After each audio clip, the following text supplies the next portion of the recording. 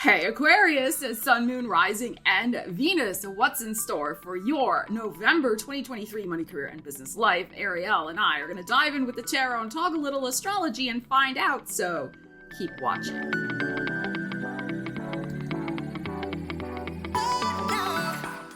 So Aquarius, welcome to the channel, or welcome back as the case may be. Delighted to see you here. I hope you're doing really, really well. So let's first talk about your money life, Aquarius. Saturn is finally going to be going direct November 4th in your second house of money.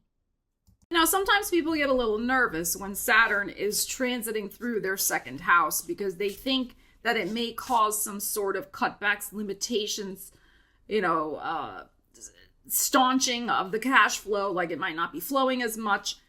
Restrictions, delays, limitations. Sure, that can happen, but that's not the only thing that can happen when Saturn's transiting your second house. I mean, Saturn really is about responsibilities and limits and value. Like, what do you really think is valuable to you? What's going to stand the test of time? Quality over quantity. So it can be, as Saturn moves direct, that, you're really going to be shifting your beliefs about what you're spending your money on. You may be wanting to invest your funds in more substantial and worthy endeavors. You may be looking at investments for the long term. That's also very Saturn. And the limitations, you may be putting limitations on yourself through budgeting, but it's because you want to achieve something. So you may be saving to purchase a computer or, a car or a down payment on a home or security deposit for an apartment, something like that. Like, you have goals. Money needs to have a destination, right? So having a destination for your finances, a certain goal that you want to achieve, this is a good time to use those energies. And it is about responsibility as well. So if you've been handling your finances responsibly, again, you can make good money moves and decisions for your financial future long term. That's what Saturn is about. It's not about get rich quick schemes by any means. But if you do the hard work, if there's follow through, if you save and you use your knowledge, you research and investigate, you can make good money moves for yourself. All right. So that may be very much in the frame for you this month. So let's get a money message for you. Then we'll dive in with the career deck. And we have a big new moon in your career zone on November 13th. So we will discuss that in a moment. All right, let's get a message for you, Aquarius. We got the Capricorn, which rules Saturn, and we have the Sun. Beautiful. Hierophant. Pluto. Look at these major arcanas coming out here. Oh my God, every single card's a major arcana, and the Justice. Wow. Okay, interesting because we have, of course, South Node in Libra, your 9th house.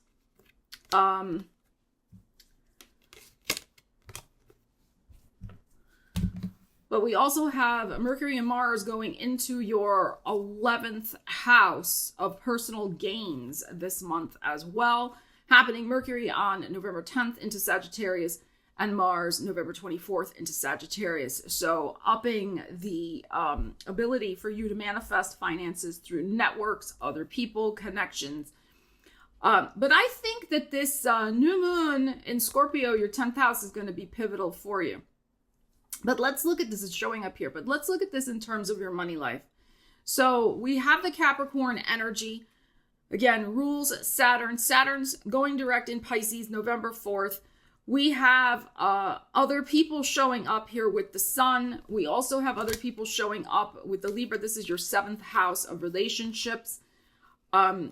What I'm feeling is if you're undergoing some sort of negotiation this month, a contractual negotiation with the Hierophant showing up here, particularly something involving Taurus stuff, which is your 4th house of home, family roots, and your financial foundation. So your financial security.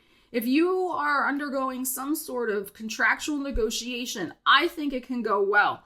The thing here So with some other person, okay, some sort of contractual negotiation could really be wonderful this month with the Sun card showing up here, your 7th house Leo. The thing is to be very Capricorn about it, because this is coming up first. So what I would say to that is, lawyers may be needed just to protect yourself, like legal stuff, just protect yourself.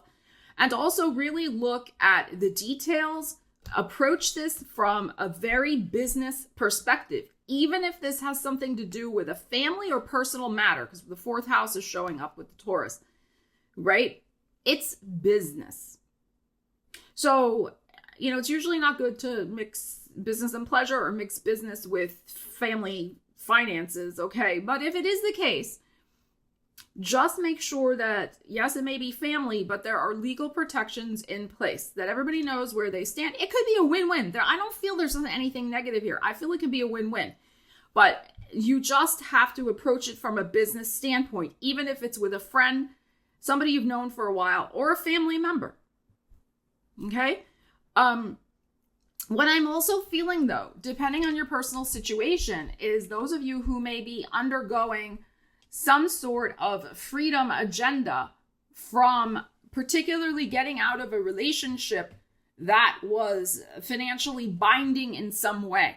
So this could be a marriage, this could be some other type of live-in partnership, it could be a business partnership, and you have been, perhaps with the Devil card here, chained to it for some reason.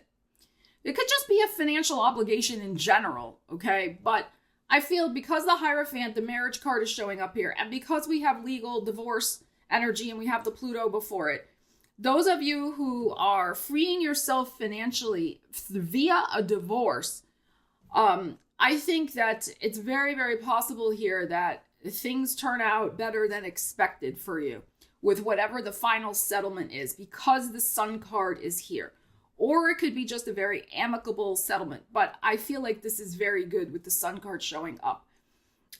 So there may be something like that also going on for you. Again, this is involving, probably some sort of, it's a business arrangement. It's contractual. All these major arcana showing up point also to me that this is going to be a significant month for your money life, for your finances. The other thing I would say too is, if you're thinking of chaining yourself, Devil, if you're thinking of chaining yourself to some sort of financial commitment, like you've been pondering, should I buy the car, some sort of big ticket item? Should I buy the computer and finance it? I was just looking at computer prices yesterday because I've been thinking I need to upgrade what I got. And I'm just like, geez, like, really? So if you've been thinking about, upgrading something that's a big ticket item, like a computer, a laptop, a car, something else, really make sure that this is, again, Saturn going direct, long-term investment, that this is something you're willing to take on, to chain yourself to, okay?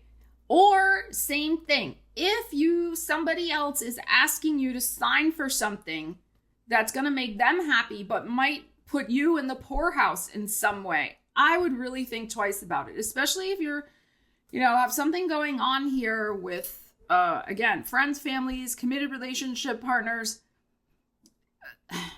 They may be very persuasive with the Sun card that they need this now. We should buy this now. We should, but with Saturn in that second house for you, you're like, if you're the one in charge of the purse strings in your relationship, you're kind of like, I don't think so.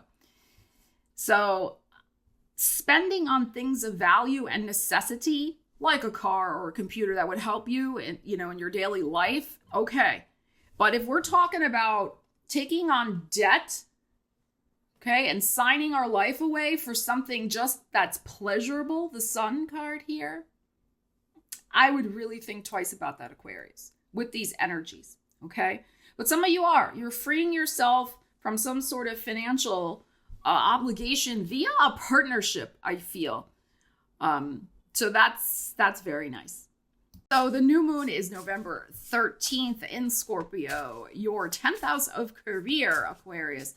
So new moon, I will do a separate video on the new moon in Scorpio, but that is a great time to set your intentions for new career pursuits, making some fresh decisions, new initiatives, new goals, new dreams, etc. for your career.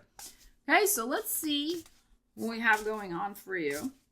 Also, at the end of the month, again, we'll do a video on that, a separate video. We have the full moon at November 27th in Gemini, which is your 5th house of creativity. So that would be a great time, especially if you're an entrepreneur, to be launching something out into the world, having it be under the public spotlight. Okay, all right, let's see what we have for you. This is going to be an important month. I feel like you're really on the road to making some good decisions for your financial freedom. Like I said, whether you're with a partner or not with a partner, even with the energies we had before, some sort of powerful contract, commitment, negotiation could help you find that financial freedom in the cards that we were just looking at also. All right, let's see what we have for you, Aquarius. We have pyramid and powerful people. Interesting, because we have, as I said before, Mars and Mercury going into Sag, your 11th house of networks and connections, and then Venus is going into Libra, November 8th, in your 9th house of the whole wide world. And yes, which includes, international connections and things like that. So we have pyramid, powerful people, boss, CEO, owner, manager, influence, moving up, and scheme. Okay. So connecting with people who can help you in whatever your career endeavors are. That may be the intention to set at that new moon in your 10th house of career. Like, where do you see yourself climbing to the top? If you're not currently the boss or CEO or owner, where do you see that happening for yourself? How are you going to make that happen? How are you going to connect more with people who can help you in your career, the powerful people, and help you build something significant in your life? So there could be, again, new connections and things like that coming in. All right, let's see what we have for you here. And moving up in your career. All right, this is very good. Let's see what we got. But with Venus in your 9th house, there's definitely favorable energy of making those international connections with powerful people, expanding your circle. And also that's the 11th house too. Look, the Hierophant is showing up again. And there is the King of Wands, which is the Sag energy, your 11th house. And we have the 6 of Cups. Okay. So we have very powerful energy coming in of somebody with sincere and loyal integrity and energy who can absolutely help you with this 6 of Cups showing up here. And what I am feeling is they do not have a hidden agenda. 6 of Cups is a very beautiful, pure energy. So someone sincerely would like to do business with you, would like to coach you, would like to mentor you, would like to be your business BFF and help you in some significant way and help you achieve an important goal. This is mentorship energy. You could be doing that for somebody else, but I have a feeling somebody may be doing that for you. Okay, with this. Also, again, since we had the Hierophant before in this energy that we were looking at, here he is right here. If you have been going through some sort of divorce or uncoupling or financial uncoupling or financial stress, but now you're being freed from it in some way, that financial stress, that uncoupling, that divorce maybe caused you to be distracted from your career. It happens, right? We're stressed over here. It's hard to focus over here on what we're doing. Okay. And there maybe have been time constraints and different things going on. I feel like whatever clears up with the other Hierophant situation that we just looked at over here is going to help you recommit yourself to the next climb up the pyramid to your next exciting goal, achievement, destiny. Okay, so you're going to have more energy with this King of Wands also to recommit to your personal goals. And some of you, what may be happening, you may be, again, deciding to leave one thing. This could also be leaving one source of income or job in order to start something else. Commit yourself to something else where you are self-employed, you are the boss, and you're doing something with the Six of Cups that is very much aligned with your inner child, with dreams you've had since childhood pursuits, things that you just love that light up your heart space. So that's also a possibility with these particular energies. I do feel it's also possible that somebody wants you to commit to them in some way. So to be on their team, maybe they're trying to woo you as, maybe they want you to choose them as your vendor of choice. There could be something like that going on as well, especially if you're the boss or the CEO. So, I mean, the thing is to really look for that. Tune in as best you can, Aquarius, with the purity of intention behind the person and what they're offering to you. And of course, I mean, I just have to say this, with the pyramid coming out. Beware of any pyramid schemes, right? So you can Google that if you're not familiar with that term, but anybody who is promising you, again, that get rich quick scheme, which I was talking about before, that's with Saturn transiting the second house, making, you know, those multi-level marketing like type things that, you know, it's built on a pyramid scheme. Just be careful of that type of situation. Like, you don't want to get yourself involved in that. That's not what we're talking about here. We are talking about truth and integrity and loyalty and, you know, true energy, authentic energy with the Six of Cups and the King of Wands here. So don't get involved in anybody else's pipe dreams and schemes. This is not advised. Okay, so again, as you're evaluating vendors or evaluating clients or, you know, whatever you're doing, really look, I feel, for that loyalty, integrity, and purity of intention behind the person's words, actions, and overall vibe. So new commitments coming in, and the things that I'm feeling here, because your fourth house has appeared twice now with this and in the other reading. Jupiter is there, Uranus is there. They're still both retrograde. But yes, we know we talk about the fourth house as home, family, roots. But it is at the bottom line. It's our financial security. Okay, especially Taurus, because Taurus is the second house in the astrological wheel. It rules financial security. It rules the money. So these commitments, these things that you're looking at this month with all the major arcanas that have come out in this reading, this is a lot about, I think, rebuilding your financial foundation in some way. So if it hasn't been good, or if there's been cracks in the foundation or slow ups and slowdowns, you have a real opportunity this month to take charge of the situation and attract powerful people who can help you rebuild your business, rebuild your finances, rebuild your life. For some of you, if you're getting divorced and saying goodbye, whether it's a business divorce or personal divorce, you know, so I think this is very, very good. The other thing I would say here too is don't forget your own power. You are a powerful person also. It's not just about you attracting other powerful people. It's also you putting yourself out there as a very powerful person as well. So remember that in your negotiations and whatever you're doing this month, that you come to the table with a lot of positive energy and stuff as well. It's not just about the other person. You got it going on too, Aquarius. You do.